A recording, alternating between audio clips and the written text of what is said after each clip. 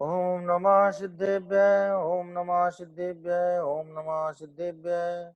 मोक्षमार्गस्य नेतारं वेत्तारं कर्म भूभृतां ज्ञातारं विश्वतत्त्वानां वन्दे तद्गुणलब्धये।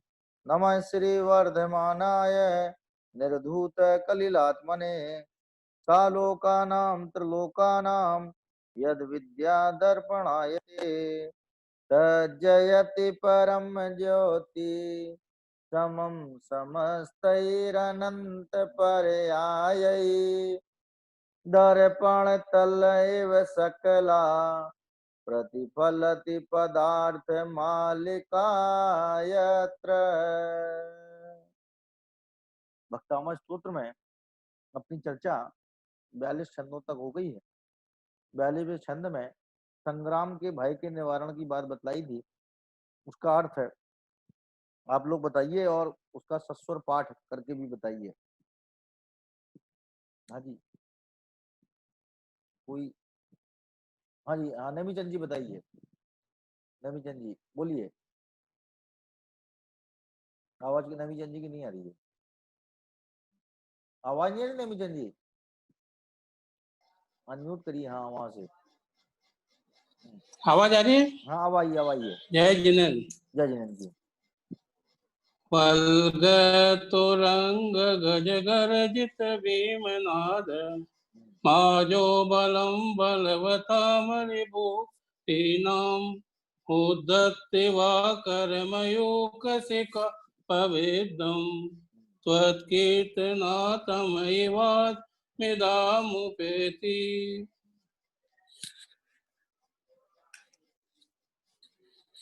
ऐसे भीषण क्षेत्र में जहाँ घोड़े उछल उछल कर हिल न रहे हो और विशाल हाथी भयंकर चिहाड़ आवाज गर्जन कर रहे हो, ऐसे शत्रु पर के राजा की सेना अत्यंत शक्तिशाली और अपराजित हो तो भी वह आपके यशोगान से शीघ्र छिन्न भिन्न हो जाती है और शीघ्र नष्ट हो जाती है। मानो उदित होता हुआ सूर्य अपनी प्रखर किरणों की नौका से अंधेरे को छिन्न भिन्न कर रहा हो, अर्थात आपका भक्त शत्रु भय से मुक्त हो जाता है। शत्रु भय से मुक्त हो जाता है, जैसे सूर्य की किरणों से जो है किरणों के अग्रभाग से जो है अंधकार छिन्न भिन्न हो जाता है, उसी प्रकार आपका नाम लेने मात्र से। तो कीर्तन, कीर्तन माने नाम, कीर्तन का मतलब ही नाम होता है। तो अगर नाम लेने मात्र से जो है ऐसी भयंकर शत्रु सेना भी जो है वो उसके भय से वो रहित हो जाता है। ठीक है, अब जो है अगला छंद है। संगीता जी बताइए। संगीता जी बता रही हैं, बताइए।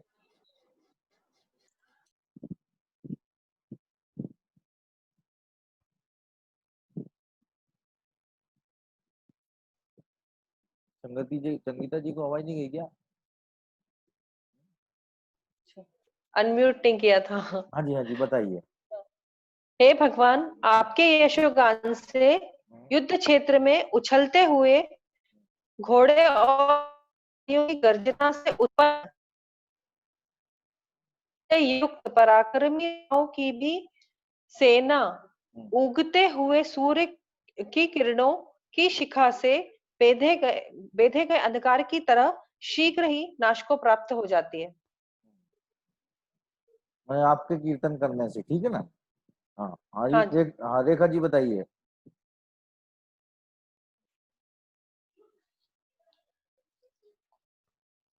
रेखा जी। जय जिनेन्द्र, हाँ आ जय रही आवाज? जिनेन्द्र, हाँ आ रही है। इस श्लोक में आचार्य मानथुंगाचार्य कहते हैं, हे भगवान, ऐसे भीषण युद्ध क्षेत्र में घोड़े उछल रहे हैं, हिनहिना रहे हैं, हाथी भयंकर गर्जना कर रहे हैं, बलशाली शत्रु पक्ष की बलशाली सेना के सामने हो तो भी आपका कीर्तन स्तवन करने से शत्रु पक्ष शीघ्र ही छिन्न भिन्न कर देते। जिस प्रकार उदयमान सूर्य की किरणों की नोक से अंधकार को भी शीघ्र ही छिन्न भिन्न कर देता है, यानी आपका भक्त शत्रु भय से सदा मुक्त रहता है। मैंने ये जो द्वितीय प्रकार के भय बताए हैं, इन भयों से आपके भक्त को किसी प्रकार का भय नहीं होता। एक्चुअल में जो आपका भक्त है वो सप्त भयों से रहित है। अब सप्त भयों में सारे ही भय शामिल हो गए, तो आप चाहे उनके नाम गिनाओ चाहे ना गिनाओ, वो सभी भय आ गए उसमें। माने जिसको मरण भय नहीं है उसे किसका भय होगा? मरण भय सबसे बड़ा भय है, दुनिया में सबसे बड़ा भय है। जैसे कोरोना महामारी फैल रही है तो सब लोग आतंकित हैं, भाई कहीं हो ना जाए, कहीं हो ना जाए, हो जाए तो ठीक हो जाए, क्यों कि हमारी वजह से किसी और को ना हो जाए, इस बात का भी आतंक है। तो ये जो महामारी है इसमें मेन काम कर रहा है मरण भय, जबकि सबको ये बात पता है कि सबकी जितनी उम्र है वो जितनी लिखा के आए। जैसे अन्य मत वाले हैं तो कहें भैया जो प्रभु ने जब बुलाना होगा बुला लेगा प्रभु हमें, जब तक प्रभु ने हमें ढील दे रखी है, छोड़ रखा है भैया तुम बने रहो वहां पे, तो बने रहे। जब प्रभु के लगाम खींच लेगा अपनी, वो अन्य मत की बात बता रहा हूँ, तो वो लगाम खींचेगा तो हम खींचे खींचे चले चले जाएंगे उनके पास में। तो मैंने ये बात भी वो एक्सेप्ट करते हैं, लेकिन उसके साथ भी भय भी, क्योंकि भयभीत इसलिए है क्योंकि वो मरण भय जो है ना वो शांति से बैठ रहने नहीं देता, मैंने जीवन को भी दुश्वार कर रखा है इसने, मरण भय ने। और जो आपका भगत है उसको सातों ही प्रकार के भय नहीं होते, जिसमें सबसे भयों का बाप कहा जाए वो मरण भय है, वो भय नहीं होता। तो और छोटे मोटे भयों की तो बात ही नहीं है। जो व्यक्ति मरने से नहीं घबराता हो उसे और कौन सी भय जो है वो पीड़ित कर सकता है? कोई भी नहीं पीड़ित कर सकता है। इसलिए जितने प्रकार के भय बतलाए हैं ये आपके तत्व ज्ञानी भगत को, कौन सा भगत लिया है? तत्व ज्ञानी भगत, माने जैसे तत्व ज्ञान है ऐसा भगत जो है इन प्रकार के भयों से किसी प्रकार से भी पीड़ित नहीं होता है। अब वैशाली जी बताइए।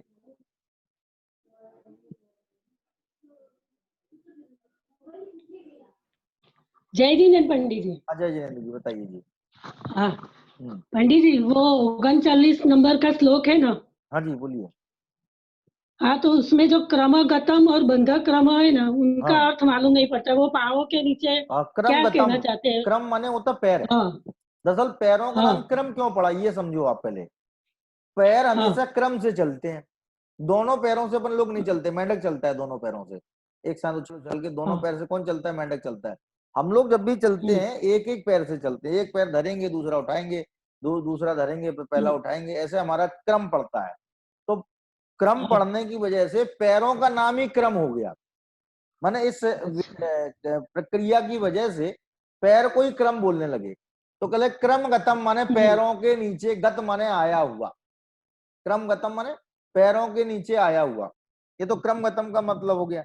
बद्ध क्रमा का मतलब हो गया जिसने पैर बांध रखे हैं, और पैर तभी व्यक्ति बांधेगा, व्यक्ति माने वो शेर तभी बांधेगा जब उसे आक्रमण करना है। जैसे बिल्ली और शेर की फितरत एक है, वो कहते हैं एक ही कौम के हैं लोग, बिल्ली हो चाहे शेर हो एक ही कौम के हैं, एक ही इनकी प्रजाति एक ही है।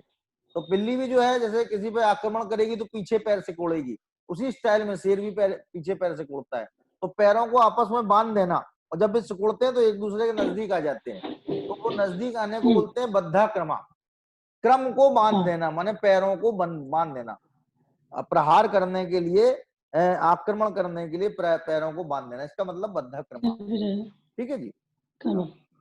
ओके। हाँ, और पंडित जी हाँ वो किसी ने सवाल पूछा था ना, वो कौन सा? वो उच्च तारू अशोक वृक्ष की ऊंचाई वाला, पता लग गई क्या? हाँ, तो वो 12 गुनी ऊंचाई है तीर्थंकर की ऊंचाई से। कितनी? 12 गुनी। हाँ वो रेखा जी मैंने आज वो यूट्यूब पर पढ़ा, यूट्यूब पर पढ़ा आज। तो सब जितने तीर्थंकर उनसे 12 गुनी होगी, माने जैसे 500 उनकी धनुष के ऊंचाई हैं क्या? आदिनाथ भगवान जिनकी अपन स्तुति कर रहे हैं, हाँ आदिनाथ परमात्मा की, हाँ तो उनकी 500 धनुष हाँ ऊंचाई थी, तो 12 पंचे 60 माने 6000 धनुष का होगा, 6000 धनुष। 6000 धनुष का अशोक वृक्ष होगा। अब ये 72 फुट के 72 इनके तो कितनी 7 हाथ की ऊंचाई थी, किनकी?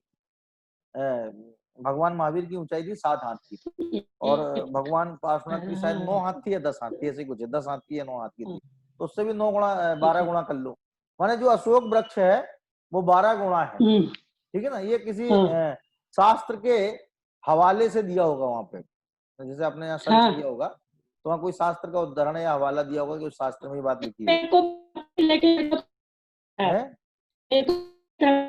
थोड़ा कंफ्यूजन था उस दिन, वो रेखा जी ने प्रश्न पूछा ना, इस दिन मेरे को मालूम ही था कि बराबर है कि नहीं परफेक्ट, ऐसा तो मालूम ही था कि बार गनी है, लेकिन वो यूट्यूब पर कल ही मैंने सुना। चलिए कितने बढ़िया श्रोता है, खुद ही उत्तर दे देते हैं, खुद ही प्रश्न करते हैं, वक्ता को जिम्मेदारी खत्म। बहुत बढ़िया, अच्छी बात है जी, आपने इसके लिए मेहनत की है, धन्यवाद इसके लिए आपको। अब जो है 43 नंबर का छंद अपने सामने आ रहा है। इस छंद में जो है युद्ध में विजय, अभी युद्ध की बात चल रही थी, पिछले छंद में भी युद्ध की बात चली है। अब युद्ध में कौन विजय को प्राप्त करता है, फतह है, विजय श्री किसे वर्ण करती है, किसे फतह प्राप्त होती है, इस बात को यहाँ पे बता रहे हैं। यहाँ पे भी जो है युद्ध का वर्णन है, इसको बोलते बीभत्स रस।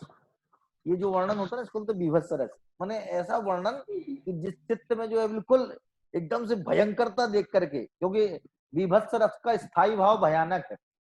जिन्होंने हिंदी साहित्य थोड़ा बहुत पढ़ा होगा तो वो जानते हैं, 9 रस होते हैं, 9 रस, उसमें एक बीभत्स रस है, और बीभत्स रस का स्थायी भाव भयानक, भयानकपना जो है। तो ये युद्ध की भयानकता दर्शाने वाला छंद जो है, और ऐसे भयंकर युद्ध को भी आपके भक्त लोग जीत लेते हैं, इस बात को स्पष्ट कर रहे हैं।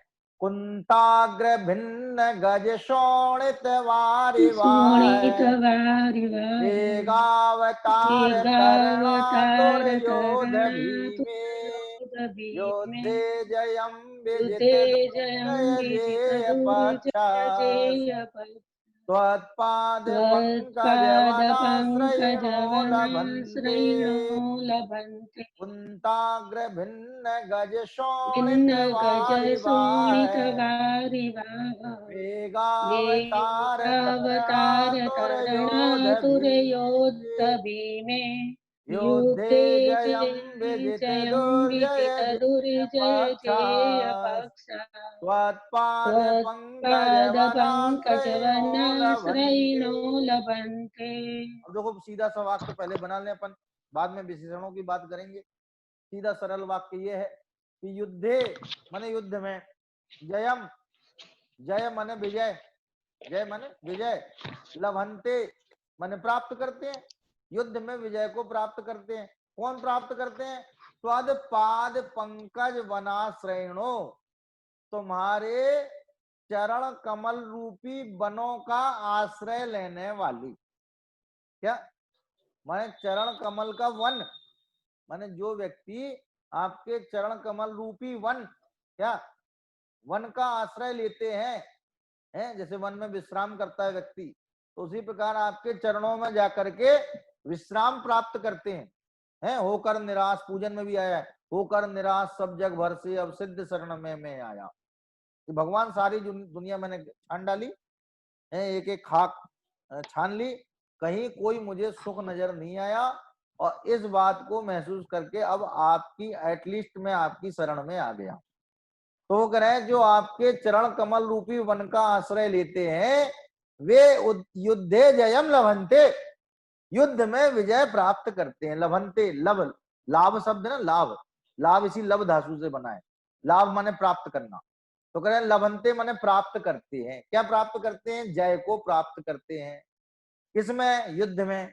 कि त्वद पाद पंकज वनाश्रयणो, क्या इसमें जो ओ है ना, वो ये विसर्ग बन जाएगा। दरअसल क्या है, संस्कृत में विसर्ग का पहले रू बनता है, रू का ऊ बनता है, ऊ का ओ बनता है, ऐसा सिस्टम है, संधि का ये सिस्टम है। विसर्ग का रू बनेगा, रू का ऊ बनेगा, ऊ का ओ बन जाएगा, तो ये विसर्ग है। वनाश्रयणा है कि वन का आश्रय लेने वाले, तुम्हारे चरण कमल रूपी वन का आश्रय लेने वाले, युद्धे जयम लभन्ते, युद्ध में विजय प्राप्त करते। अब वो जो विशेषण है ऊपर के, वो युद्ध के ही विशेषण है। ये कैसा युद्ध है साहब? वो कि कुंताग्र, क्या कुंताग्र माने, कुंत बोलते हैं भाले को, जैसे संस्कृत में हथियारों के भी नाम है, तो कुंत माने भाला, हिंदी में तो भाला बोल देते हैं, और संस्कृत में बोलते हैं कुंत, और उसका अग्रभाग कितना नुकीला है। भाले का सबसे प्रहारक, सबसे मारक है कौन सा भाग है? सबसे अगला भाग।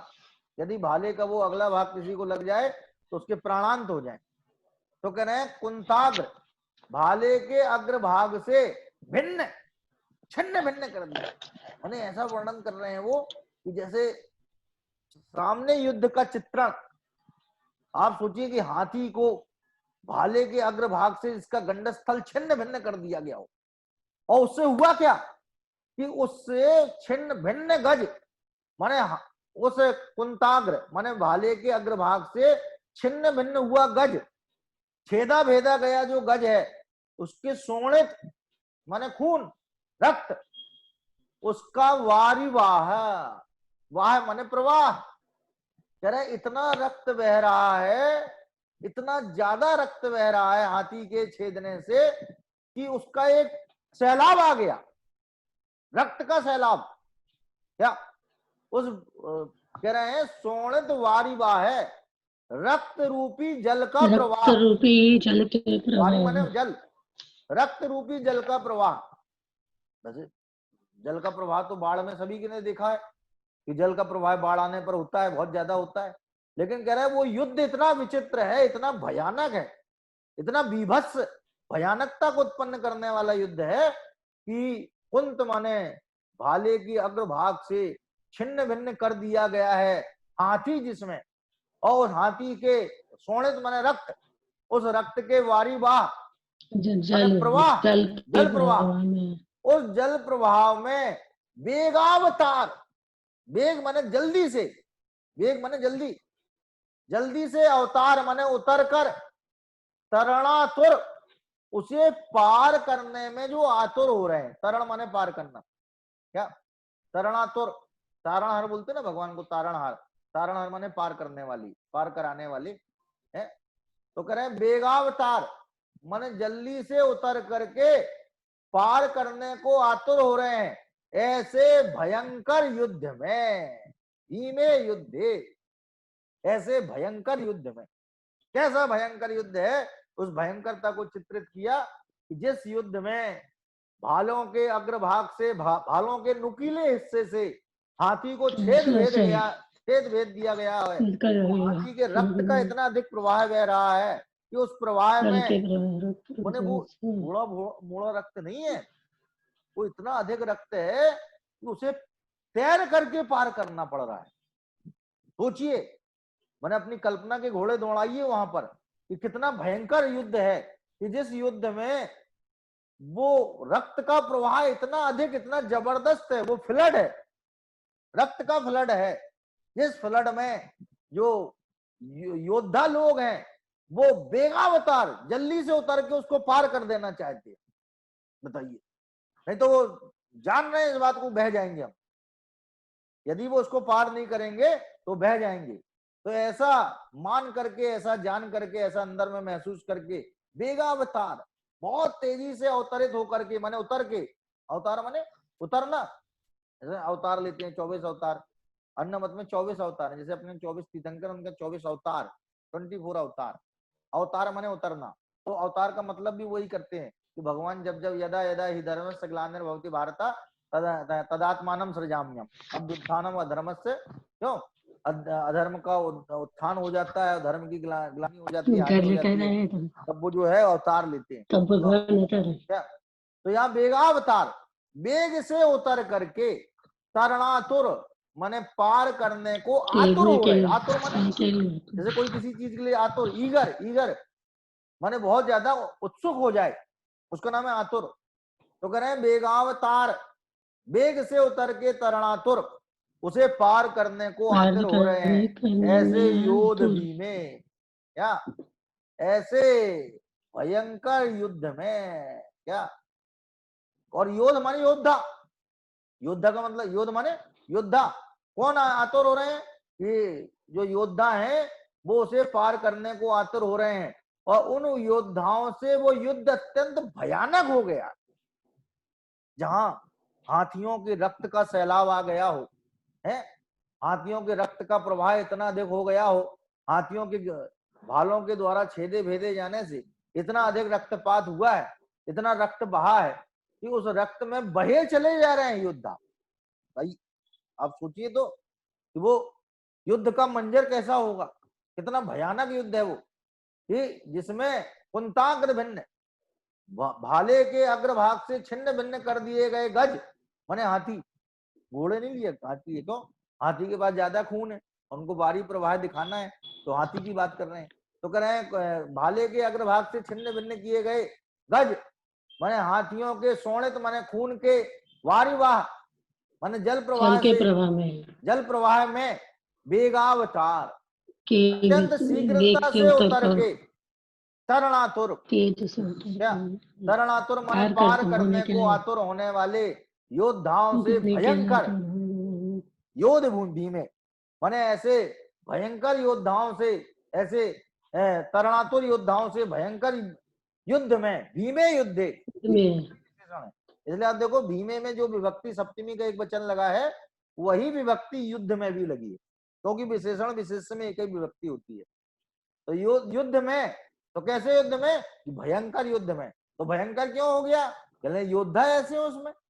कैसे योद्धा है? कि जिन्होंने भाले के अग्रभाग से छिन्न भिन्न कर दिया है गजों को, और गजों के खून के जल प्रवाह से, प्रवाह में, खून के जल प्रवाह में वेगावतार अत्यंत शीघ्रता से अवतरित होकर के जो तरणातुर माने उसे पार करने को आतुर हो रहे हैं, ऐसे भयंकर भयंकर योद्धाओं वाले युद्ध में, युद्ध माने योद्धा, भयंकर योद्धाओं वाले युद्ध में।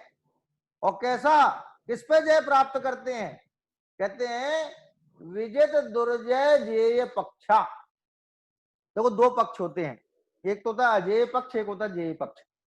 जिस पक्ष को, जिस शत्रु पक्ष को जीत लिया जाए, जिसको जीतना संभव है, उस शत्रु पक्ष का नाम है जेय पक्ष।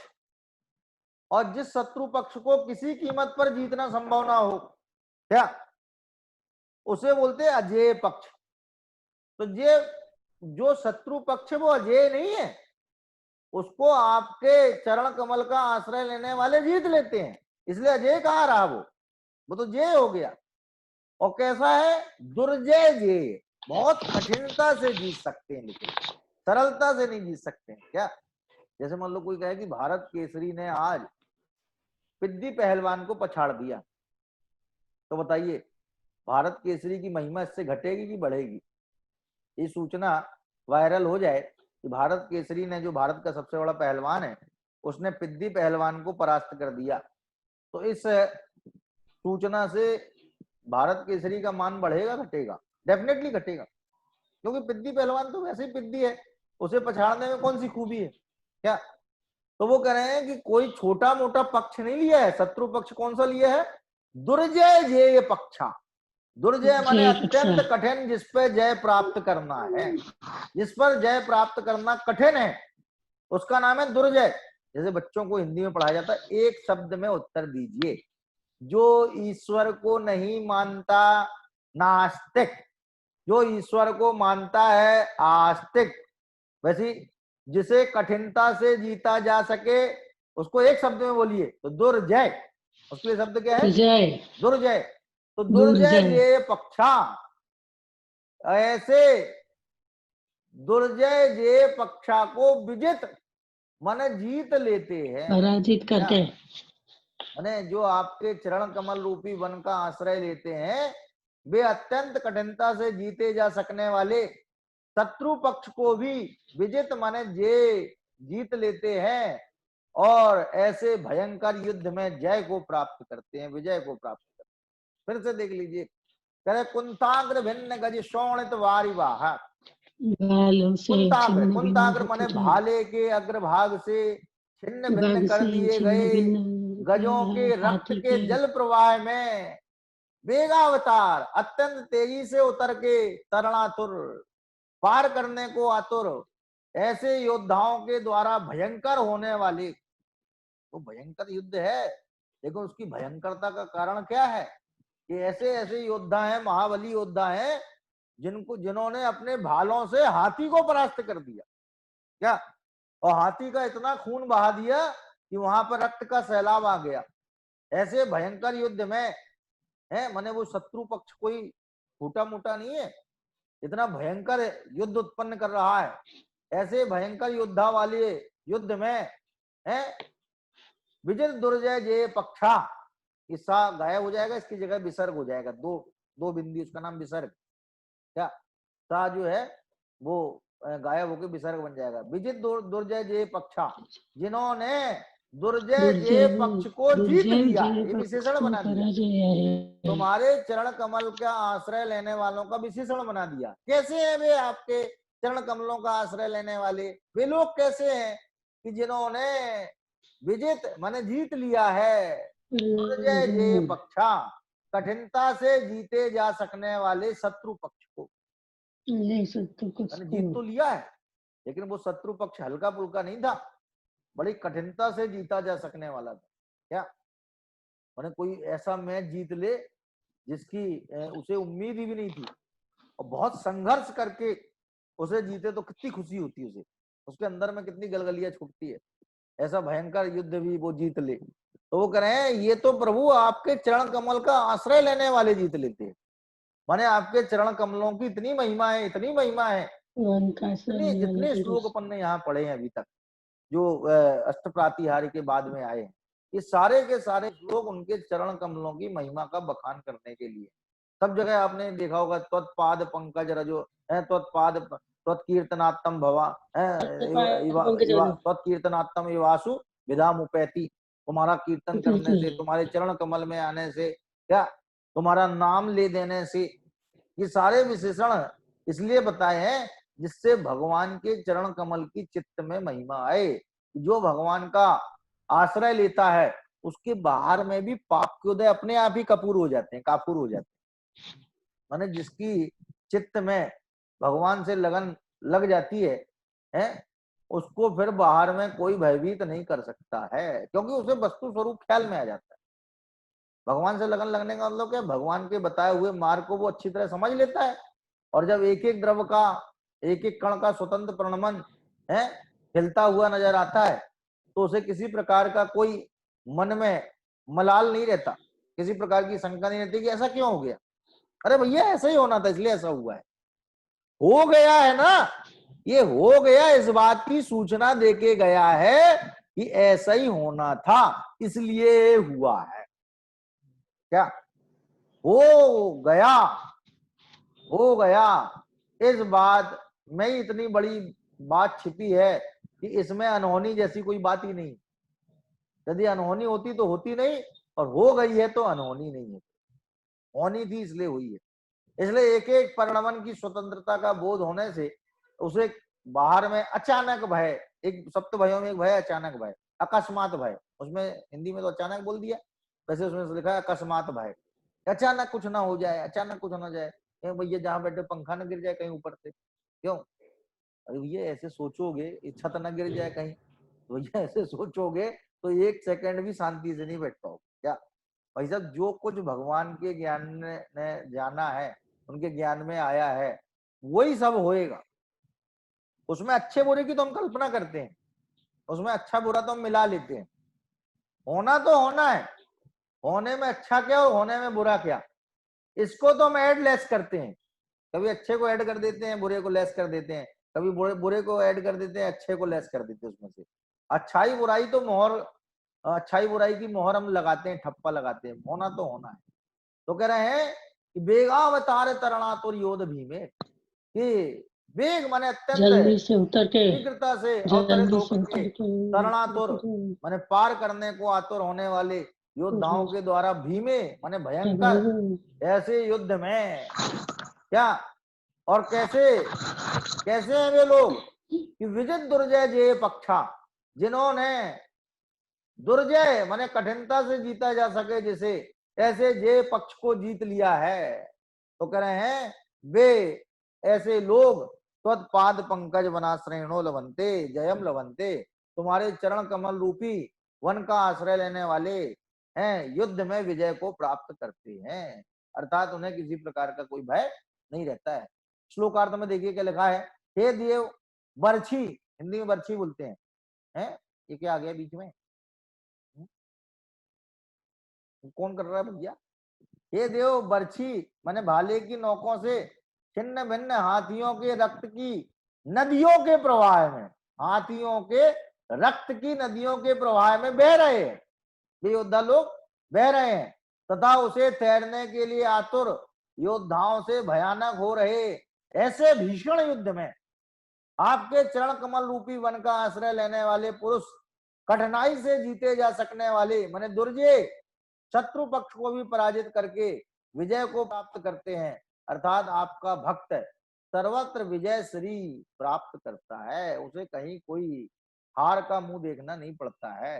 क्या वो सर्वत्र जो है विजय को प्राप्त करता है। क्या तो कसायों से हारना ये हारना नहीं है, बल्कि कसायों को हराना ये जीतना है।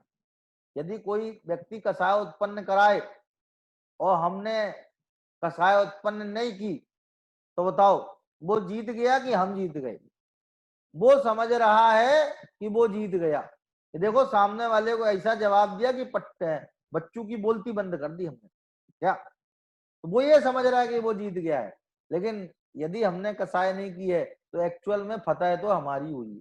क्या हम कसाय के वश में नहीं हुए, कसाय के गुलाम नहीं हुए, इसलिए विजय तो हमारी हुई है। तो जो आपके चरण कमल का आश्रय लेता है उसे कसाय भाव जो है वो पराजित नहीं कर सकता है। भाई भी एक कसाय है, भाई भी एक कसाय है। ठीक है ना? हाँ जी, ये समझ में आ गया आप लोगों को? पूरा क्लियर हो गया है? इसमें कोई शंका हो तो बताइए। हाँ रेखा जी बताइए।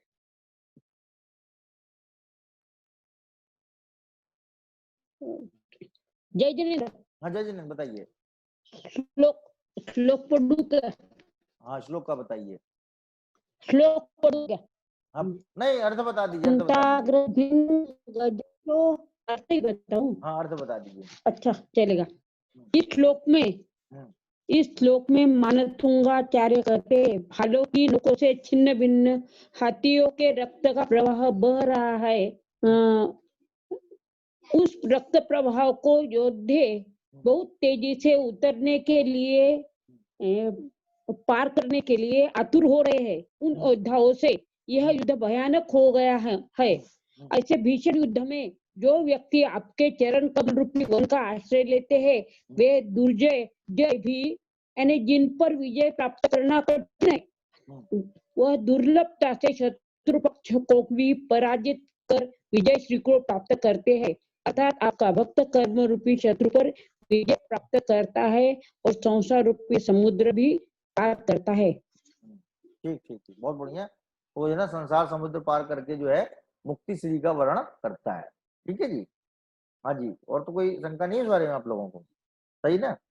अब जो है कल अपन नए छंद का माने 44 नंबर के छंद का अर्थ समझेंगे।